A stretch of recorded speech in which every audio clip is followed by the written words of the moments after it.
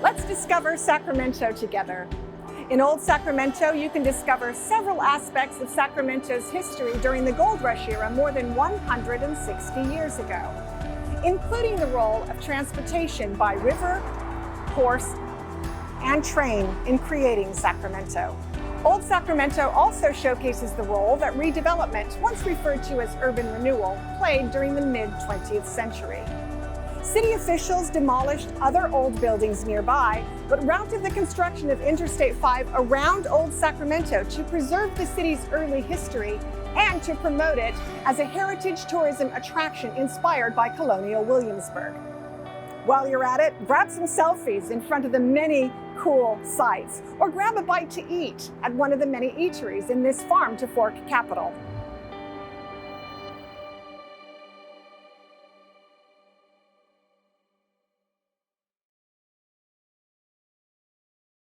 Before the buildings and structures, Sacramento truly was a city of rivers inhabited by the Nishinan, Sacramento's native people.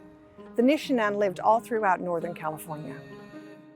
Their southernmost boundary began below the Cosumnes River, headed east to Khyber's, and included both sides of the Sacramento River. Years ago, the Nishinan lived in towns made up of extended family groups of different sizes, led by Hook, head man, and Mayan, head woman. Before the founding of Sacramento, many different indigenous groups made their homes in the area. What is now the city of Sacramento occupies the ancestral homelands of the Nisenan, Southern Maidu, Valley and Plains Miwok, Patwin Wintun, and the people of the Wilton Rancheria, currently Sacramento's only federally recognized tribe. These cultures still exist today and are part of the past, present, and future of the city.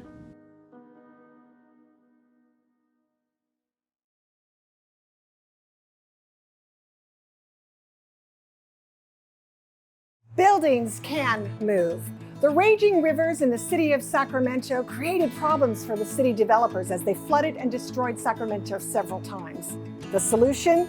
Literally lifting the building several feet high using jacks. This home, built in 1885, belonged to Llewellyn Williams. It was moved twice before finding its current location here on H Street. This paint treatment was done recently in 2019. It's an excellent example of historic preservation. How did Llewellyn and the other early citizens of Sacramento deal with Sacramento's hot climate? I'm standing on it. They built these excellent porches to remain cool. And inside, architects put in parallel windows to allow for airflow throughout the home.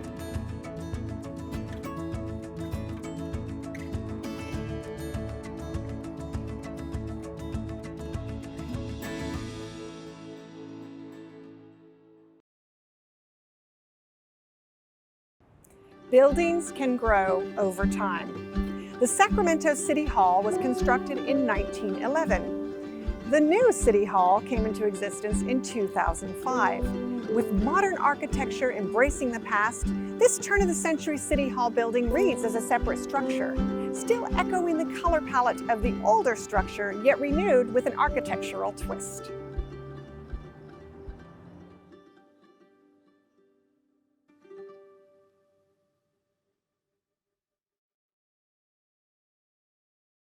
The Sacramento Public Market, opened in 1923, is a beautiful harmony of old and new designs.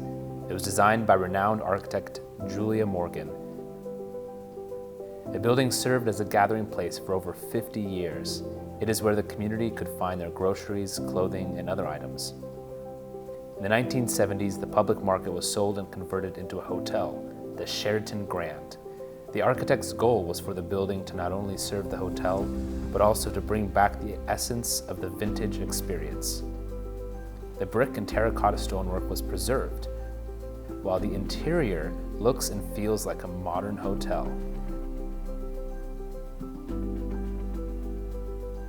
Located across from Sacramento's Convention Center, the former public market building in one of the city's largest concert halls, Julia Morgan's Public Market continues to serve as a backdrop for the city's visitors. Rehabilitating historic properties like the Sheraton Grand can be a critical part of promoting energy efficiency. by preserving it instead of creating more and adding to the city's carbon footprint.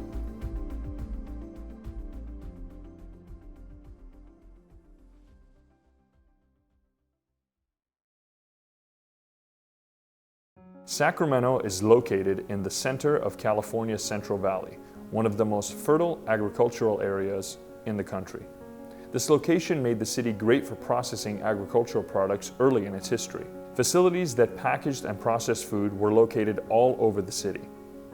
Many of these buildings remain today, but have been converted for other uses, such as housing, office parks, and storage facilities. The Globe Mills building was once a facility that processed grain into flour and pasta. Originally built in 1913, it processed grain on the northern edge of downtown for nearly a century. The Globe Mills was eventually converted to low-income housing in 2006 by the Yousefi Development Company. The project took advantage of federal rehabilitation and low-income tax credits to complete the design conversion. The Globe Mills property is one of thousands of properties here in Sacramento and across the United States that have been preserved and retrofitted using tax credits and other preservation incentives. To find out more about these programs and read about other examples of this being done, visit the following web links for details.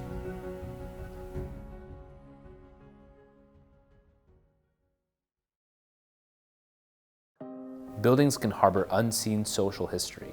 The Nathaniel, Colley and Associates law offices at 1810 S Street holds important historic and architectural significance for its association with Sacramento's Black community. The building was the office of civil rights attorney Nathaniel S. Colley, Sacramento's first African-American attorney to practice law in Sacramento. Colley's prominent and respected legal career fought to end segregation in housing, politics, and the workplace. Lay the facts on the line about the existence of discrimination in housing. And the Supreme Court said that a state must use all of its resources in every reasonable manner to achieve desegregation. Because of Colley, public housing practices were changed throughout California and the western states. People of color were finally able to apply for and receive housing. The building was designed by James C. Dodd, who was the first licensed African-American architect in Sacramento and the creator of important works, including the Shiloh Baptist Church, which is listed on the California Register and the National Register for its architectural significance. James C. Dodd is renowned for designing several important residences, including his own home in South Sacramento. In 2020, 1810 S Street was listed on the Sacramento Register for its association with Nathaniel Colley and James Dodd and continues to thrive today.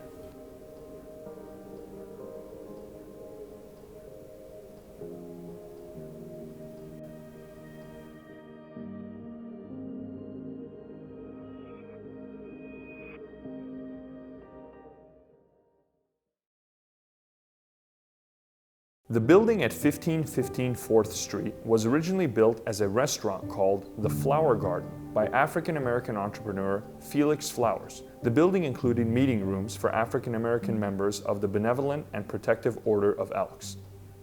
Today, the building is more closely associated with the rich ethnic heritage of Japanese-American veterans returning to Sacramento following World War II. After the war, the Flower Garden closed, and the Nisei, who are children of Japanese-born immigrants, left the internment camps and relocated here. Community leaders saw the need to establish a social hall dedicated to this growing population. In 1955, with the assistance of the Sacramento Japanese American Citizens League, the VFW Post 8985 acquired the property at 1515 4th Street for this purpose, where it continues to preserve this community's rich and sometimes tragic history. Sacramento once housed the fourth largest and most vibrant Japantown in the country, rivaling those of San Francisco, San Jose, and Los Angeles. Japantowns were segregated places where Japanese Americans could practice their religious and cultural traditions without harassment. That is until World War II, when these people were forced into internment camps hundreds of miles away. These atrocities decimated the local population and made it hard to maintain Sacramento's Japantown. Sacramento was a very thorough example of the destruction of a Japantown, probably the most thorough on the West Coast. And considering the fact that Sacramento had, in the 1920s, by population percentage, been the most Japanese city of any American city, it's a really significant change.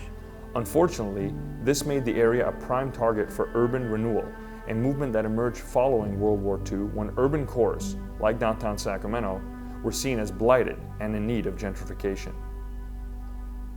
This led to the displacement of the poor and minority communities and the demolition of thousands of historic buildings throughout the country to make way for new, cleaner urban places. We see the scars of redevelopment today all over our city. These vacant lots throughout downtown or the freeways that cut through the city best show these scars. Neighborhoods like Oak Park and Del Paso Boulevard are primary examples of buildings that were razed and where freeways were built, essentially changing the fabric of these neighborhoods forever.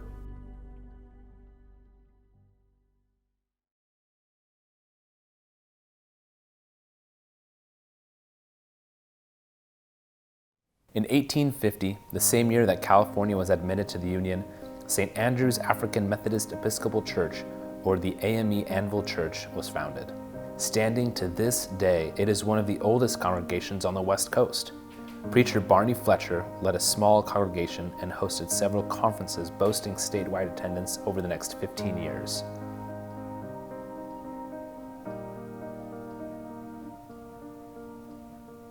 The original church was later replaced by a parking structure that now stands nearby a few busy intersections downtown, with most passerbys not aware of the historical markers around them. The spirit of St. Andrew's AME Church still lives on today in a new location only a few miles away, thereby preserving this unbelievable story told and inspiring active congregations everywhere.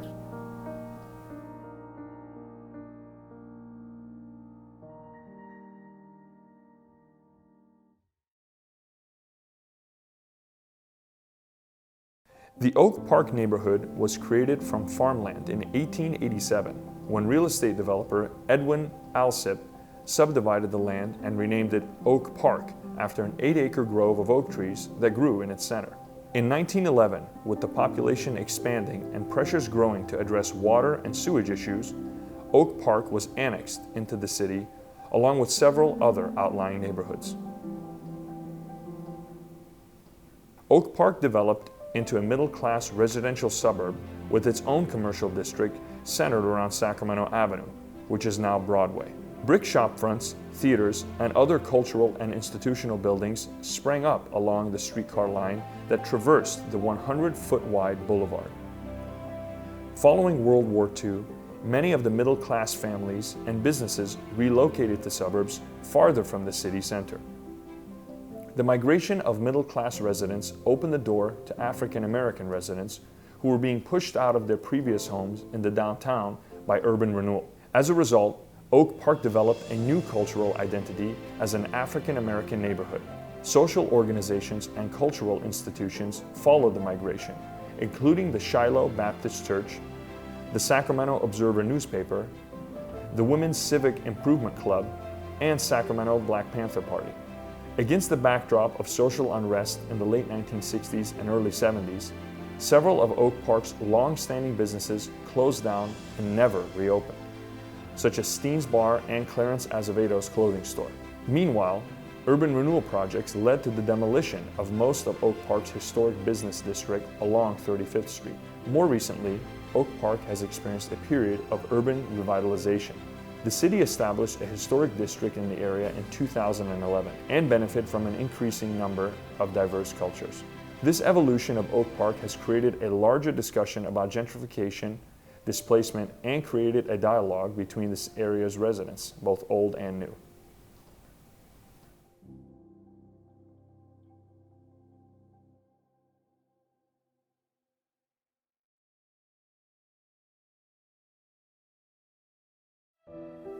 Founded in 1937, is the oldest school in Sacramento City Unified. Construction of the school was an undertaking funded by the U.S. Public Works Administration during the Great Depression. Designed by the local architectural firm of Starks and Flanders, which had also designed other landmark buildings in the city of Sacramento, including the Elks Temple and the courthouse.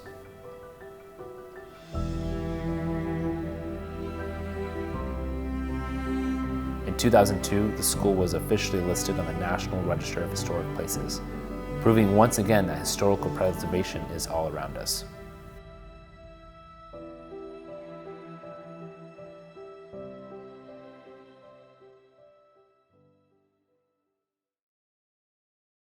Sacramento's Midtown neighborhood serves as a hip, trendy scene for young professionals and families alike.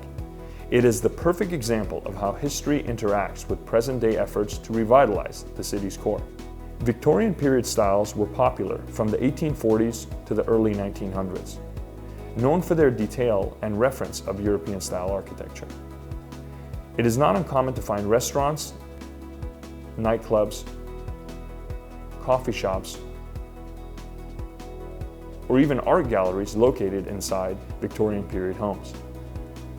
The Flamingo House is a great example of a residence being reused and re-establishing itself as a popular local business. During the middle of the last century, downtown was the scene of massive disruption when thousands of buildings were demolished by urban renewal. However, in Midtown, local preservation groups like the Sacramento Old City Association advocated for the preservation of whole neighborhoods through the creation of historic districts. These districts have helped slow the demolition happening in the city's West End and have created a network of authentic urban neighborhoods that makes up the cultural center of Sacramento today.